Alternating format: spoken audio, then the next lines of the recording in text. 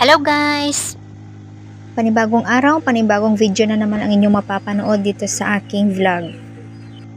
So ilang beses nyo na rin napanood ito guys sa aking mga vlog noon na dito kami dumadaan tuwing kami ay napupunta sa syudad. Ang daanang ito pala guys ay sakop ng Palavilla, Lutayan, Sultan Kudarat. So kapag nadadaan tayo dito sa point na ito guys, no, nakikita lang natin na maganda ang daanan, napakapatag ng daanan, pero kapag lumingon ka sa iyong pinanggalingan, nako, napakataas na point na po ito guys. Dahil matatanaw mo na ang Lutayan, Sultan Kudarat at ang Marbel. Naway sa lahat ng followers ko at viewers na makakapanood ng videong ito, naway kayo maaliw at ma-refresh sa ganda ng nature na ipapakita ko.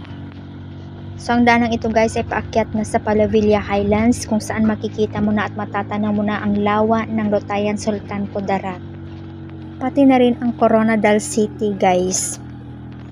Kapag bibiyahe ka rin ng maaga at dadaan ka dito guys, mararamdaman mo yung lamig ng hangin at mahamog na kapaligiran na halos hindi mo na makita yung daanan guys.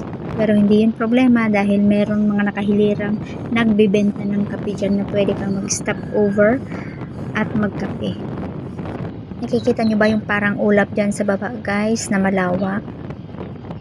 Hindi po yan ulap kundi tubig po yan. So yung nakikita natin yan ay yung lake ng Lutayan guys. So dito na part yung Palavilla Highlands. Maraming humihinto dyan ng mga biyahero na nagpapapicture at tumatanaw doon sa malawak na lake. Hihintay na rin ng sunset guys.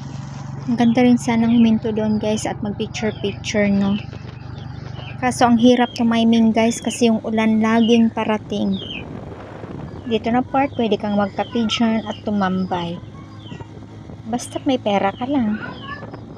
Hindi kami mga kambing na takot maulanan, pero sa panahon ngayon, health is wealth.